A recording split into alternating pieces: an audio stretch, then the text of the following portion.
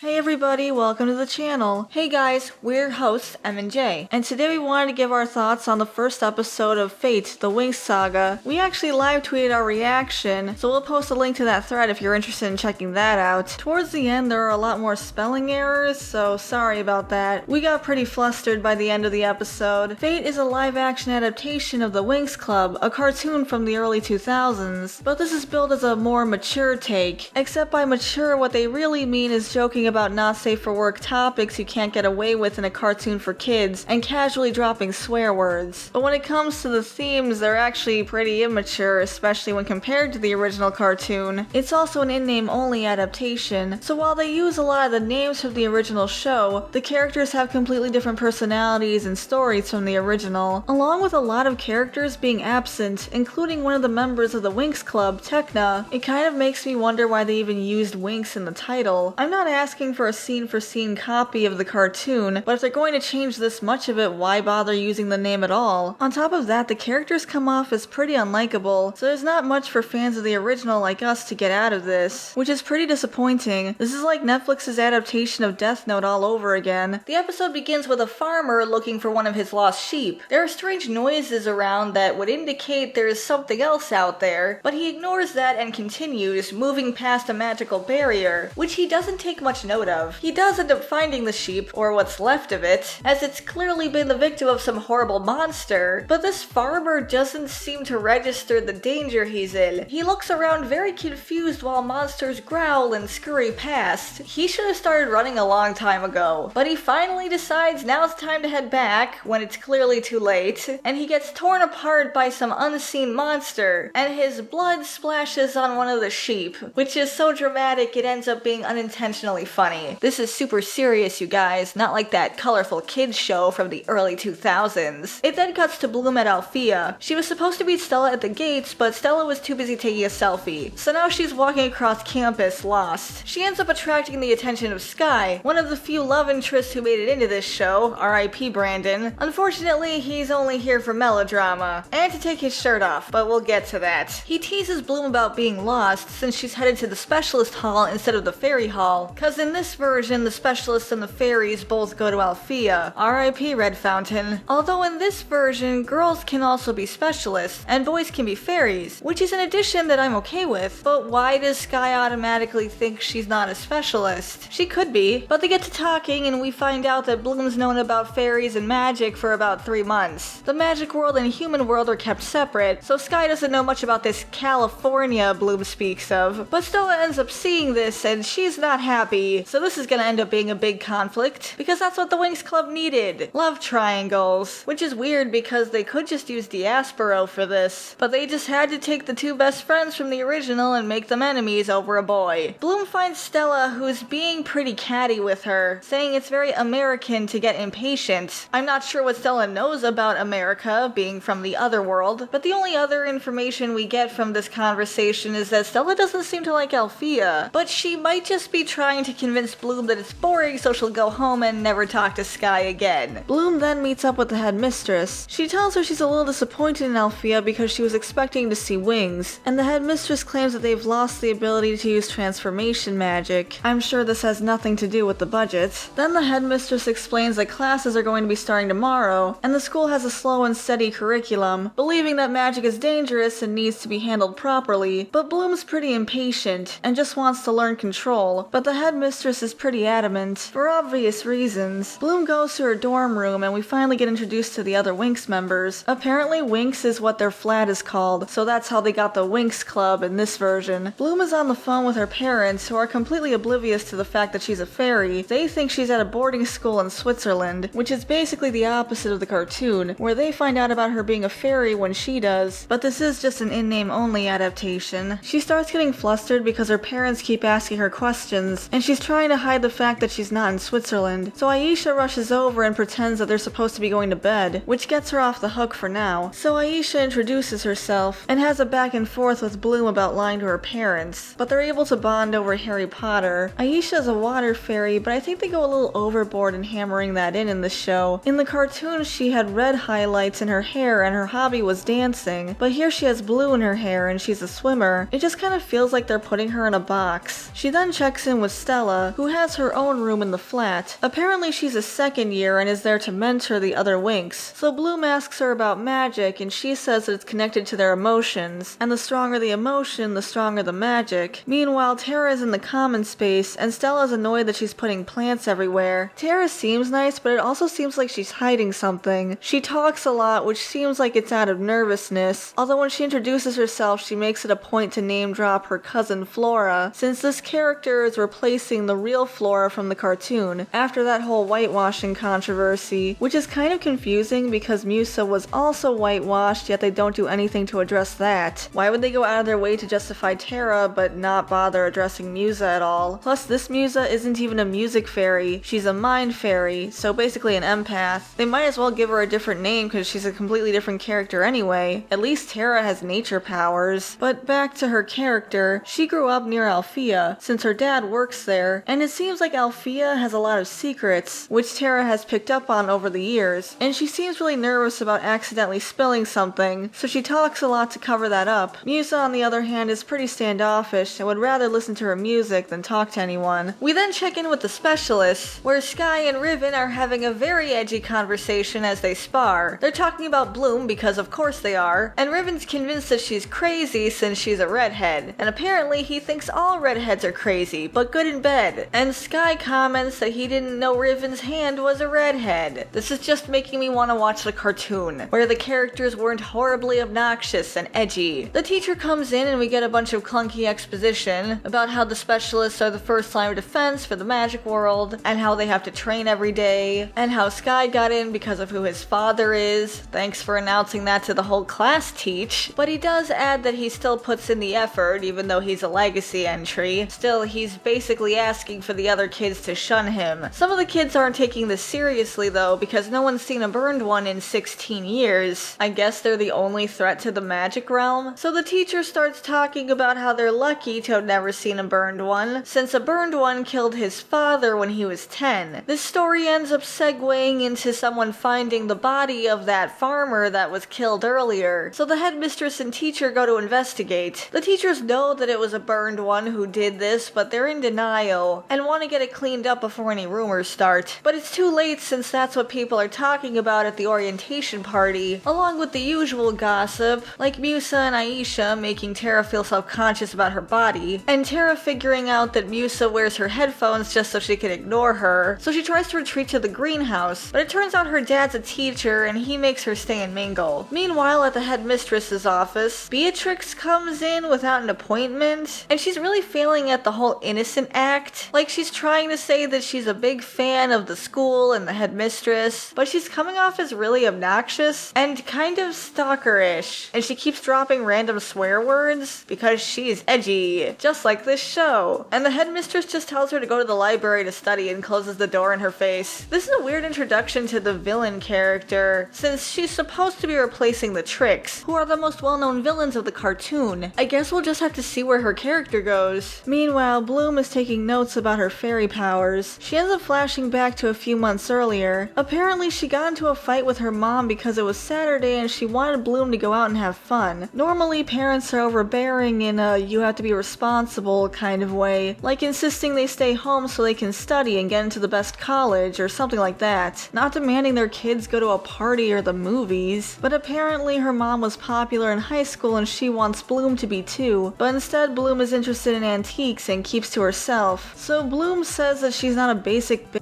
like she was in high school, and the only reason why she cares so much about what's going on in Bloom's life is because she has nothing going on in hers, so her mom calls her a weird loner instead. Bloom takes a lot of offense to this, but she called her mom a basic bitch.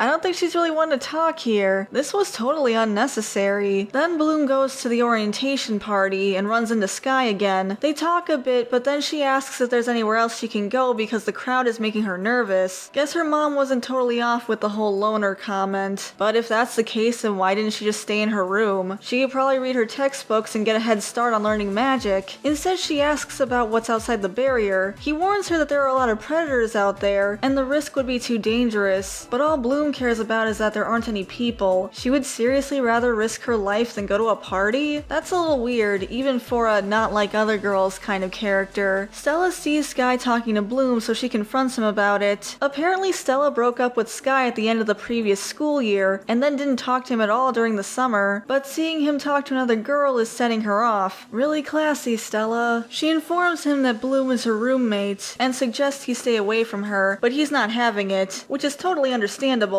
Stella really needs to step off, and if she does want to get back with Sky, this is not the way to do it. So Bloom goes out into the forest to try to practice her powers, since she's too impatient to take the slow and steady way. She tries to think happy thoughts, but she ends up thinking about how she burned her house down. It turns out after her argument with her mother, her parents took the door off its hinges, which does suck, but it's not an unheard of punishment. And she did call her mom a basic bitch to her face. It's not a surprise that there would be consequences to that, but she got so angry that her powers activated and burned the house down, and almost killed her parents, leaving her mother with third-degree burns. Remember in the cartoon when she activated her powers to save Stella's life? Remember when Bloom had a good relationship with her parents? But thinking about how she burned her house down is causing her powers to go out of control again, and she's starting a forest fire. Come on, Bloom, you're from California. You should know the consequences of this. Luckily, Aisha was swimming nearby, and she's able to put the fire out before it gets too crazy. Instead of being thankful, she scolds Aisha for being out there. Aisha's the only reason that the forest is still standing right now. So Aisha asks if that's American for sorry I almost set you on fire. I'm not sure why some people in the magic realm know about Earth like Stella and Aisha, but others don't, like Sky. It seems a little inconsistent. But she tells Bloom she's out of control, which she is. And Bloom tells her that she didn't grow up in a magical world with fairy parents like everyone else did, as she's apparently from a dormant bloodline. So she tells her how she burned her house down and almost killed her parents. But Aisha tells her she seems to be too powerful to have come from a dormant bloodline, and asks if it's possible that she's actually adopted. But Bloom says she can't be adopted since her parents have receipts. Apparently she had a heart defect in the womb, but when she was born it was gone, and she was considered a miracle baby. But Aisha tells her that there's something called a changeling, which sounds like it has to do with shape-shifting, but it's actually a fairy baby that switches places with a human baby. Bloom gets really offended by this idea, and she ends up storming off. It is kind of a lot to take in at once, but there's obviously more going on here. It cuts back to the party, where Riv snuck in booze, and is forcing one of the first years to drink it. Tara steps in to stop this, and calls him a nerd who's just trying to act tough, but he just mocks her weight in response. At this point, the only thing they've done with Tara is comment on her weight. The Winx Club has a pretty large emphasis on fashion, including the art style. The character designs are based off of fashion sketch templates, which plays into the show's emphasis on style and fashion, so now they added a plus-size character, but all they're doing is mocking her weight. First the whitewashing thing, and now this? Not sure what they were thinking with this one. Tara is so done with Riven that she starts to choke him out with a vine. I don't really know what he was thinking, making fun of someone with magic. You know what they say, play stupid games, win stupid prizes. She lets him go and he calls her a freak. Riven, you go to school with fairies. What was he expecting exactly? Riven leaves with his tail between his legs, and Tara introduces herself to the first year, admitting that wasn't the first impression she wanted to make, but he ends up throwing up from the drink Riv shoved down his throat, and says that it's not any better than hers. So this has been an eventful party. Then it cuts to Bloom, who's researching changelings on the internet. Unfortunately, the search results aren't really easing her mind, so she puts her phone down and picks up a family portrait. Stella comes over asking if she's homesick, claiming she understands how she feels, because she'd rather be at home with her family instead of stuck at Althea. But in reality, she's trying to trick Bloom into leaving so she can have Sky to herself. I really wish they hadn't gone with this cheap love triangle route, especially with Stella, Sky, and Bloom. It completely destroys Stella's character. Anyway, she gives Bloom a ring that will allow her to travel back to Earth, but it only works outside of the barrier, and she knows there's a chance she'll be attacked before she makes it to Earth. Remember when Stella was the one who invited Bloom to Althea, and took her parents along so they could see the school for themselves and know what their daughter would be up to? Now she's doing everything she can to get rid of her over a boy she didn't bother calling for months. Yeah, okay, Fate, thanks for nothing. The other girls figure out that Bloom is missing, and then play a round of Among Us to figure out that Stella is sus. Stella claims that she was just doing a nice thing by lending her ring so she can go home, but then Tara says that she remembered what happened to the last last person who talked to Sky. They don't go into detail, but based on context clues, we can tell it's not a good thing. So apparently this isn't the first time Stella has risked someone's life just because they were talking to Sky. So let me get this straight. She's totally obsessed with this boy, but then broke up with him and doesn't talk to him for months? What's up with that? But the girls are worried, so they go and get the headmistress. Bloom actually does make it to Earth and calls her parents, and they have a pretty nice talk, with them being supportive of her move to Althea, but she still has the whole changeling thing on her mind. So she goes to this old warehouse she moved into after the whole burning her house down incident, because she was afraid of hurting her parents again, and goes looking through her old notes when she was trying to figure out what was going on with her. But it turns out she's not alone in the warehouse, and she sees a burned one stalking around. Maybe the teachers shouldn't have kept the whole burned one thing a secret. I get they don't want to start a panic, but it also looks like a lot of the kids at the school don't take the barrier seriously. The burned one attacks her while she's trying to use Stella's ring to get out of there, so she ends up dropping it down a grate. She tries to go after it, but the burned one gets to it first. I wonder how intelligent they are. Does it know what it's doing, or is it just going after a shiny thing? Bloom keeps running and she finds the headmistress, who tells her not to stop, so she escapes while the headmistress fights it off. The rest of the Winx Club are waiting for her, except for Stella, of course, and she tells them that they should find her because a monster has her ring. Personally, I say don't find her. She deserves this. How is she expecting to get her ring back if Bloom had been killed by a burned one? But I digress. Stella doesn't seem too concerned about her ring, as she snuck into Sky's bedroom while he was taking a shower, and now she's giving him bedroom eyes. He isn't happy to see her. Who would be? He tells her she can't keep doing this and reminds her that she's the one who broke up with him. She says it's true that she got jealous, but she gives him this whole sob story that she can't sleep in the other room with the girls because for some reason they all think she's a monster, and they all hate her. Gee, I can't imagine why. So Sky tells her that she's a better person than she thinks she is, and other people can't see that if she can't see it herself. Well, I'm gonna need to see some evidence for that, because this whole episode she's been nothing but the worst. But Stella does end up spending the night, by which I mean the two of them end up in bed together, naked, cuddling, so we can see where this went. There were rumors about the show that this would happen, and we were hoping they were false, but here we are in all its terribleness. We get a quick scene of Riven and Beatrix meeting. I assume this is set up for later, since we don't really find out anything here aside from they passed each other in the hallway once and did drugs. I guess we'll have to see where that goes. The rest of the girls go back to their room and they tell Bloom not to worry about the burned one. The headmistress will take care of it and won't leave it in the human world, so her parents are safe. They all head to bed and Musa and Tara have a conversation. Tara gives her a speaker as a peace offering, but Musa can tell she's still upset about earlier, so she opens up to her about how she's an empath and she can feel other people's emotions, which can end up being really overwhelming for her, so she puts her headphones on so she can just focus on her own emotions for a while. I actually liked this scene where the two characters were able to just talk and come to some kind of understanding, but then they had to go and ruin it. Musa asks Tara if she wants to know how she really feels, and then starts playing a random indie music track, as if that's supposed to be deep and mean something. But really, it's just a meme. You could put any song there. We know because we did. And so did several other people. At least we can have some fun with it. Elsewhere, the headmistress is back from the fight, and the specialist teacher isn't happy with her. She didn't kill the burned one. She just captured it and tied it up in a shed outside the barrier. She argues that they need to know more about it, since burned ones haven't been seen in 16 years, which also happens to be how old Bloom is. She confirms that Bloom is a changeling, and believes that she has a connection to the burned ones. They're both afraid about what this could mean, but the episode ends with Beatrix going to the shed with the burned one and torturing it with lightning. It's just kind of tacked on there. This is more set up for future episodes, but it feels awkward. She had 2 scenes this entire episode and now she's torturing a burned one. Okay. So that was the first episode of Fate, and overall we were left pretty disappointed. In many cases, the characters are the complete opposite of their original counterparts. The Winx Club are for a large part of the episode pretty mean to each other. Bloom was kind of unlikable as a main character, and Beatrix left almost no impression as a villain, which sucks because we we lost the tricks in favor of her. Honestly, if we didn't already know, we would assume that Stella was going to be the main villain. She's extremely manipulative to both Bloom and Sky. She seems extremely possessive over Sky, yet doesn't seem interested unless he's talking to other girls. That's weird. But she even went as far as to risk Bloom's life just to get him away from her. On top of that, the fashion in this show is really lacking, especially considering the fact that a lot of Y2K trends are coming back. It would have been fun if they had just played around with it. It's a real missed opportunity. It's unfortunate that the writers prioritized petty drama instead of being faithful to the Winx Club. As for Bloom being unlikable, I understand what they were trying to go for with her clashing with her parents, but she didn't really come out of it looking good. Burning the house down just because they took her door away? Our hero, everybody. So those were our thoughts. What do you guys think? We'd love to hear from you, so leave your comments down below. Thanks for watching, we really appreciate it. Before we go, we'd like to thank @PDoctora on Twitter for this awesome piece of fan art. This was actually posted in November, but we somehow missed it. So sorry about that, but it's absolutely lovely, and we really appreciate it. So thank you so much again, and thanks for your patience. Before we go, we'd like to give a shout out to our members: Caleb Nelson, Stutania, Tyrant Carnivore, Adam K, Shiny Orc Boy, Taylor Ramirez, The Rabbit Mancer, Dash Hound, Haley Kosheva, Ray Thulu, Hunter Rose, General Bolivar, Depth Charge Media, Samru163, and Kopitio Bozinski. Thank you all so much for your support. If you'd like to become a member, you can hit the join button next to the subscribe button, or you can like the video and subscribe to our channel. That really helps us out too. We also have a Buy Me Coffee if you're interested in supporting us that way. Thanks again for watching, and we'll see you all in the next episode. Bye everyone. Bye guys.